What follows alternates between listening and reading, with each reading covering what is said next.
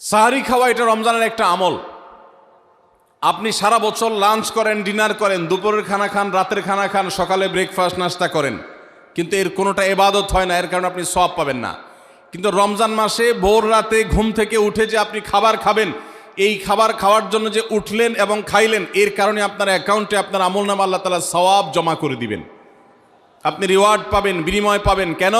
কারণ নবী করিম সাল্লাল্লাহু আলাইহি সাল্লাম বলেছেন, তাসাহহারু ফাইন্না ফিস সাহুরি বারাকাহ।